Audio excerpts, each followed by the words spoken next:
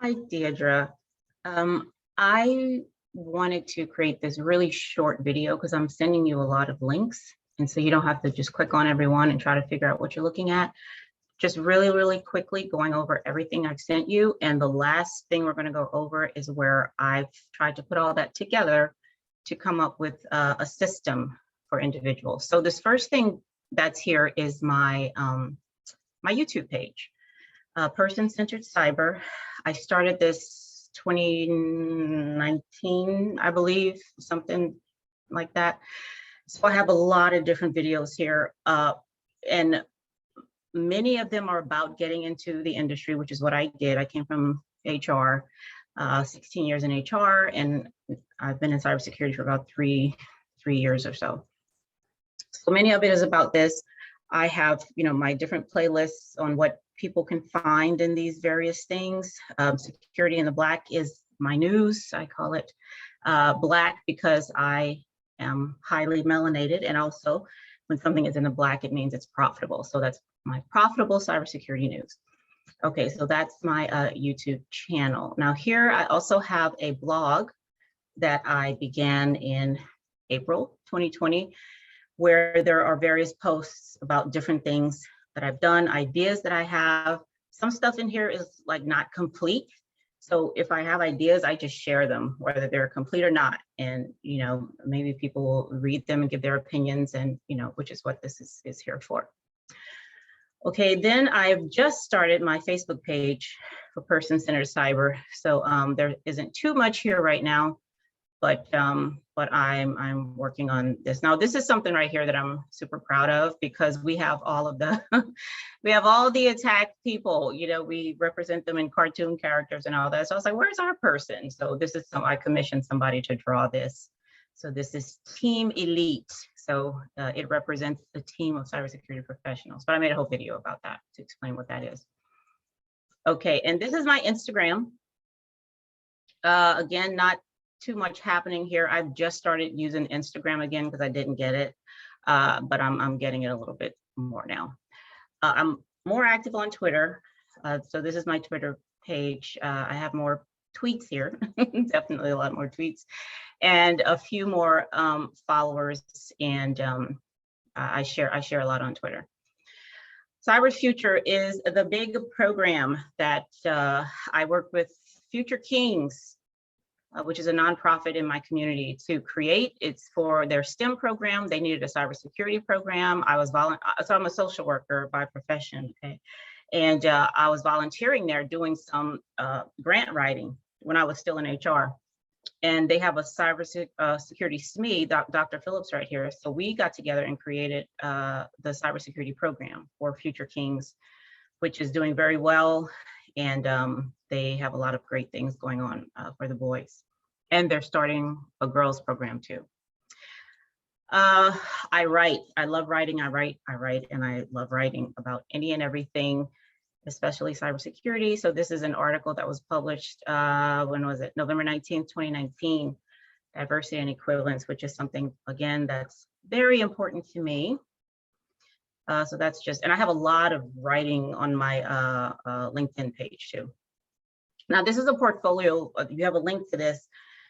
So if you go here, you'll see I did some work with the federal government before I got out with the Cyber Reskilling Academy. So I worked with the Office of Management and Budget to come up with this logic model for them to use as they were helping to reskill individuals to be able to move into cybersecurity positions. I did this like right at the tail end of me finally resigning from government, but I have other things here, a cybersecurity escape room that Dr. Phillips and I created for Future Kings. It was a lot of fun. People really enjoyed it. It was for entry-level folks, and people who weren't even interested in cyber went through it, and so that was nice. So this is where all of that stuff kind of comes together on my mural. So this is the system that I've created. Now it's still in draft, it's still rough, but I wanted to get these ideas down. Security in the Black, I'm thinking of bringing the name of my news over to what this would be: profitable cybersecurity for organizations. So, and again, this would be this is the design process that I'm using here first, just finding out, I use a rich picture to find out, well, what's the environment like? What's everything that's going on around here? And this is where I am and what I'm currently doing right now. And then from there, I went on to create a stakeholder analysis. So the spreadsheet for the analysis isn't in the mural right now, but I have like this really quick and dirty, high impact, high stakes, like who would be involved, which stakeholders are prioritized in what I'm trying to do here. And then up here, what comes out of that is, okay, what is this business going to have something to do with based on the stakeholder analysis and what's important to other people and other groups, including learners. So these are some of the things that I came up with there. It's kind of all over the place, but there's just a lot of stuff. I have a lot of ideas. And then, of course, evaluation criteria, we cannot forget that. So this program is going to have values just like people do. And what values is it going to espouse? So, and this is how I would, evaluate whether or not, the program is actually doing this, And again, I would have to go back and, look at this again and all that. But this is the really fun part. And what I'm tempted to do is go right to ideate, right? But, because I know the planning is important, I wanted to do that first. Now here, so these are the ideas that have come out of that. So the Presidential Management Fellowship, that's actually how I got into government in 2005, 2006, whenever I went in. And what I'm doing is really modeled a lot toward the PMF program, because that program is about bringing people into bringing people into government literally from all over the world. So individuals apply globally to go through the assessment center for this program. And those who make it, and the assessment center, like when I went through it, it was extremely rigorous and it was all face-to-face. Right now it's still rigorous, but it's mostly online, it's mostly remote. But the thing about this program is federal agencies had to pay for the people who come out of this program. So I went to the General Services Administration first. They had to pay for me to go there, to work there at GSA.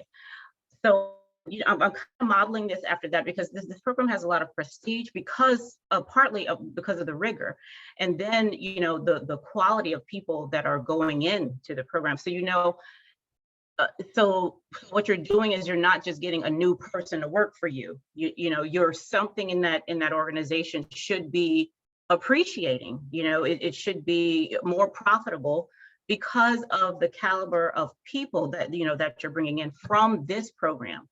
Not to say that somebody that you hire from outside this program doesn't do that same thing, but this program is focused on doing that. Like that's who they are, that's what they are, that's what they do. That's why they're here, and that's kind of what I'm looking for. So some of the other things, ethical responsibility, I'm huge on this. Self-assessments, getting to know who you are, while you're going to work someplace. This place right here, I absolutely fell in love with. I'm not trying not to make this too long. Okay, I fell in love with it because these people use OSINT to find missing people. And there's an organization right here in Maryland called Black and Missing. They just did a HBO special, and I think we could be so much help for those folks. I just did this on my channel, Domestic Abuse via the Internet of Things, where I was talking about threat modeling, but using domestic abuse, individuals in domestic abuse situations, and the way that IoT is used against them, that the abuser uses it against them. And we did a threat model online, and you can find that on my YouTube channel too. And other things, there's just so much here. My book, Longing to Learn, because a large part of what I'm trying to do here is enable people to become connoisseurs of learning, which is something that I have over here, some over here, because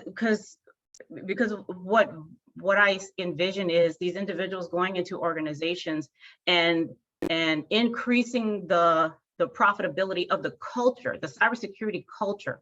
So it's not just about me going in an organization being a great cybersecurity policy writer, which is what I do, but I'm there to contribute to a more mature cybersecurity culture. So when and if I leave, these people aren't just left, hanging. They actually have something. Like something there has been impacted in a positive way. So from ideation, of course, here's something you would come up with a solid idea to test, and this is one of them: the business of cybersecurity, meaningful cybersecurity simulations in business environments. But what I envision is right now we have a lot of cyber ranges. I mean, you know, and blue team, red team, just going back and forth and all that, which is, you know, necessary in some regards. They do learn things there. They you know, they learn skills and all that. However, what's lacking is well, what does this have to do with my business? Okay, so for each of these scenarios, these mock scenarios, it is a cyber issue that they're dealing with, but they're dealing with it in a different context, which means they're going to have to learn different kinds of regulations. You know, so there are regs in the car business that are not in, which one is this? Supply chain or HBCUs, or universities, hospitals. You know, so the individuals would have to be able to go into these particular environments and do more than just blue and red team.